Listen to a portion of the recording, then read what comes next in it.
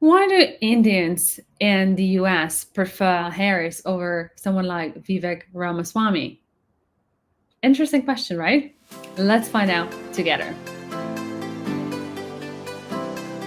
Well, let's get into it. Turning to the U.S. elections now. However Kamala Harris's presidential candidacy goes, her professional and political journey has already been trailblazing. Her ascendancy marks the growing political clout of Indian Americans in the country and potential divides. A tight race means the Indian American vote matters. Celebrating India in America. California has among the largest Indian American populations of any state in the country. And commemorating Indian Independence Day is a chance for the community here to come together in music and dance.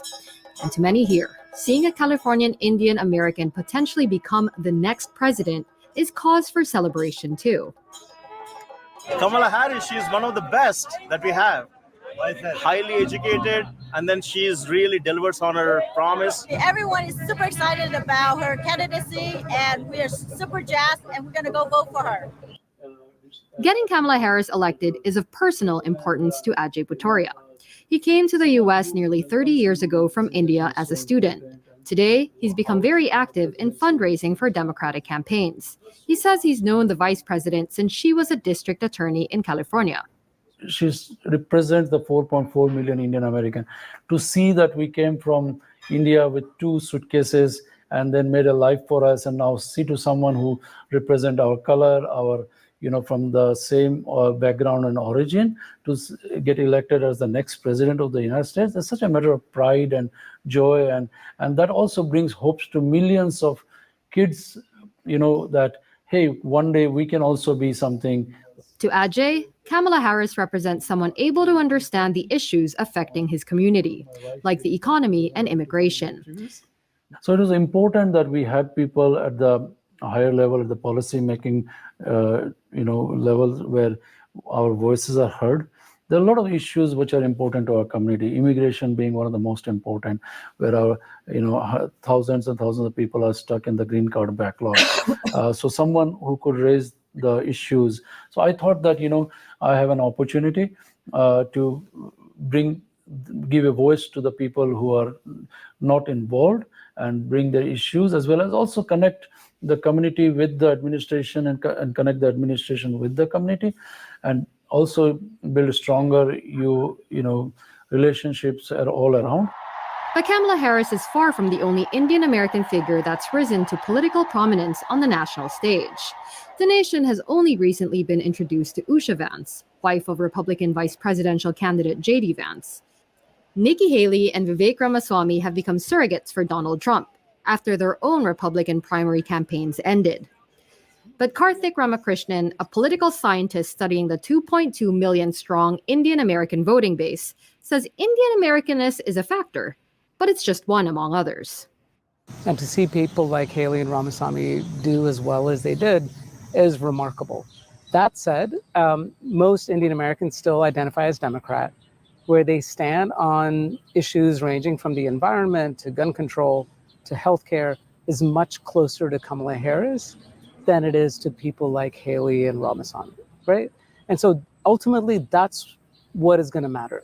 Of course, having someone who comes from one's community might make a difference in terms of the amount of energy in the base, but party is still more important than shared race or ethnicity.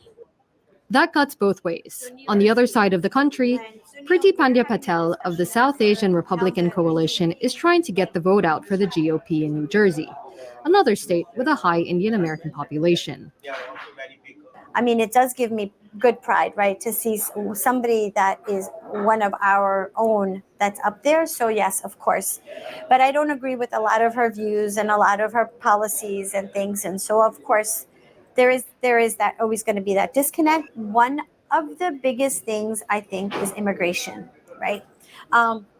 Where she was in charge of, making sure the border was protected, and she really didn't do a good job at that. And now she's coming back saying that I want to do something. I think we should protect the border, and things that she's saying that she should have done or she's going to do, she should have done already because she's vice president. She organizes roundtables of supporters like this one. We're having a discussion about how the Indian community has come up, recently. One of the questions that we've proposed as far as the discussion is with having Kamla Harris, Vice President, and Usha. Do you feel that there's going to be an increase in the voting? So I see a mixed bag. I see a mixed bag in the sense there are a lot of Trump supporters, but there are also now anti-Trump people who wanted actually Nikki Haley to be the candidate. And then when she didn't get it, this part wanted at least him to get her. And if, in their opinion, if he had gotten Nikki Haley, right now he would be in a very strong situation compared to Kamala Harris. Amongst your friend circles, how are you thinking that they're going to go out? The moment Biden dropped out and Kamala became the presidential candidate assumptive, everyone was excited. As in every diaspora, the Indian American community is not a monolith. Their motivations and aspirations are nuanced. But it is an increasingly active and growing political force, whether in the halls of power themselves or in the voting booths. In an election that promises to be tight, that force will make itself felt. Well, Kartik Ramakrishnan is a political scientist and founder of AAPI, a public policy organization partly focused on Asian American issues. You might recognize him from just there in that report. A warm welcome. I would like to first start by picking up on what you said about party being more important than a shared ethnicity. Do you think Kamala Harris will bring Indian Americans out because of her background? Thank you for having me. So, when it comes to party being more important than ethnicity, it's important to look at the matchup, for example. It wasn't a head-to-head matchup, but in the fall of last year, we asked Asian American voters and Indian American voters in particular their favorability ratings for people like Nikki Haley and Vivek Ramaswamy, as well as their favorability ratings for Harris. And you could say that all three of them have Indian origin. And if anything, Haley and Ramaswamy, both sides of their parental heritage comes from India, so maybe they would have had an advantage. What we found instead was that Haley and Ramaswamy did not do well among Indian Americans in terms of their favorability ratings. They had net unfavorable ratings, whereas Harris had a net favorable rating. So that indicates already where the community is at in terms of how they lean. Because they lean more Democratic, Harris was much more likely to have their support, and this was last year. And what we've seen in the last month is even greater enthusiasm for Harris. You see these South Asians for Harris, South Asian women for Harris, South Asian men for Harris. People are just coming out in droves in terms of volunteer energy, and campaign contributions have skyrocketed as well. So where Harris will likely have her greatest impact is among those who are already leaning towards the Democratic Party to ensure higher turnout, but also higher volunteer effort, as well as higher campaign contributions. Now, polling backs this up that most do identify as Democrats. Why is that? Why not with the Republican Party? So people might look at the Indian American community and say, you have a population with relatively high education, relatively high incomes. These should be natural constituents for the Republican Party. And in the abstract, that may be true. But there are several factors over the last 2 decades that have made a difference. One, actually the last 3 decades. Bill Clinton, when he was president, he and his administration did a lot of outreach to Indian American voters in the 90s. And then if you look at the 2000s, the 9/11 attacks, the September 11th attacks, meant that many Indian Americans faced racial discrimination or profiling or even discrimination by the government. And the Democratic Party was much better positioned as an anti-discrimination party to attract Indian American voters. Whereas on the Republican side, you saw the rise of nationalism, the rise of Christian conservatism. And given the Indian American population is very religiously diverse, it was really difficult for Indian Americans to find a political home in the Republican Party as opposed to the Democratic Party. Now, just before I let you go, I'm afraid we only have about a minute left, but this is not typically a group that you hear that much about in US politics as a voting bloc, but it does seem to be one that is growing in influence. Can you tell us why that is? So if you look at the Indian American population compared to other Asian American populations, they're more likely to be spread across the country. So for example, Filipinos and Chinese Americans very heavily concentrated in California, less so for Indian Americans. So they are now the largest Asian American group. They are spread across the country, meaning they're more likely to live in these swing states. And then finally, their voting participation is really high. My research shows that people who come from democratic countries are more likely to participate than those who come from repressive regimes. And so all of these factors, combined with more and more Indian Americans running for office and winning office, all points to this rapid increase of participation in this critical voting group. Well, thank you so much for joining us to share your insights on the day. That is Kartik Ramakrishnan. We appreciate your time. So, Indians in India, what do you guys think? What is your sentiment here? Why is it that Indians in America and those Indians that are watching me in the US, I would love to know your point of view. I think the guy has provided a lot of insight why they're inclining to one party and they are likely to vote Kamla. A caveat here, obviously this is not like, I'm not a political person, this is not a political discussion, I'll just share views that I've been observing. So I feel like the videos that I've seen around voting for Kamala, it has to do with her ethnicity or it has to do with the fact that she's a woman. And a lot of Democrats would say, wouldn't it be great to have a Democrat president a woman president, which to me it's interesting that that is the only criteria to become a president. Now, it's extremely difficult to judge what's happening in another country without living there. Hence, I invite the opinions of people that live in the US and they're Indians. And because at least from what I've been observing, well, first of all, now she has actually quite clearly won the debate against Trump. I think he's declared he's not going to debate her anymore, which doesn't look good on him.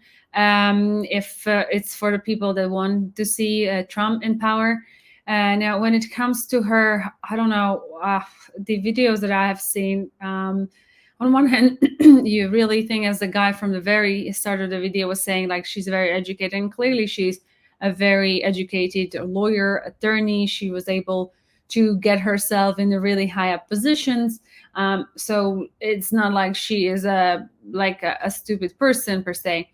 However, when I see her speak on, I don't know, on like, because I guess politics essentially, and that's what I haven't really been realizing until you guys made me watch a lot of geopolitical videos, is it really is about the country economy.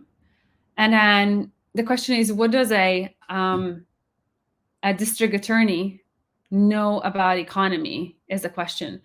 I saw one of a very cringe video. First of all, like, I don't know, to me, she comes across exceptionally inauthentic. It's just the vibe I personally get out of her. It's just, there is just nothing good coming out. But I might be mistaken, but just me, right? Like, I'm not sharing any political views or just my single person observations. This is not like a political analysis or anything of that sort.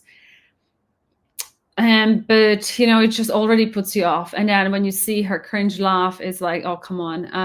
And then I saw some videos where she was asked questions about economy and she talked about ROI. Literally, I was stunned. It was so shit, so bad. Like, she doesn't even understand the basic concept of what ROI is. She was just trying to like, and yes, and we will do an ROI is important. You know, we have to ensure there is an ROI. And I was like, is this a joke? Is this person running for the president of the most powerful country in the world? She is clueless, I feel like. I don't know. The other lady called her for border issue, and whether you're an immigrant or not, I guess you're immigrating to a country to feel safer. So I don't know. I don't know. Like, if you are letting in illegal immigrants come in, I think that's a world spread problem. But I don't know. You would like to first ensure that there is a security, right? Like, if you have a secure society, society can thrive. I don't know. I mean, I'll say it out loud, but I feel like if she's elected, I feel like the World War III is actually inevitable. To me, she doesn't come across particularly competent, but it's only from like a number of videos that I would have seen.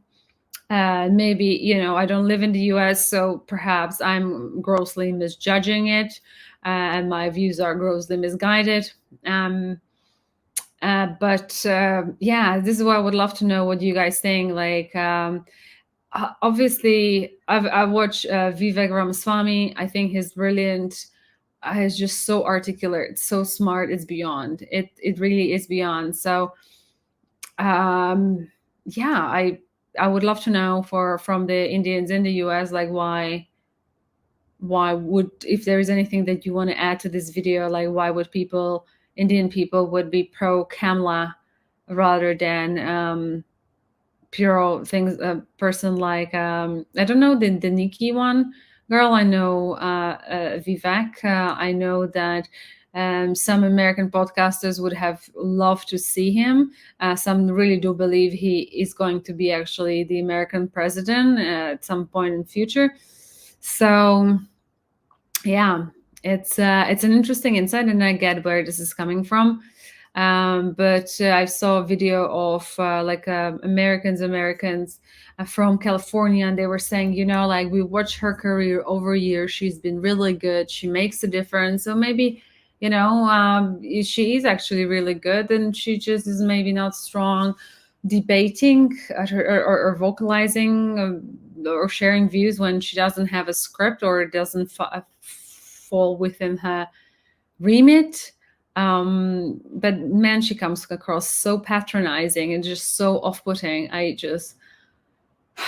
don't know, if you see a person which so many can clearly see is inauthentic, how can you, I don't know, how can you vote for them? But then I guess we all are, when it comes to politics, exposed to the options of lesser evil, or what we perceive as to be lesser evil. So I don't know. I'd love to know your thoughts on it. And if there are any messages that Indians in India would love to share to Indians in the US, please do share them in the comments below. And with that being said, thank you so much for watching this video with me. If you did enjoy, please give a thumbs up, share, like, and subscribe to this channel. And I'll see you next one. Until then, please do take care. I'm sending lots of love. Bye-bye.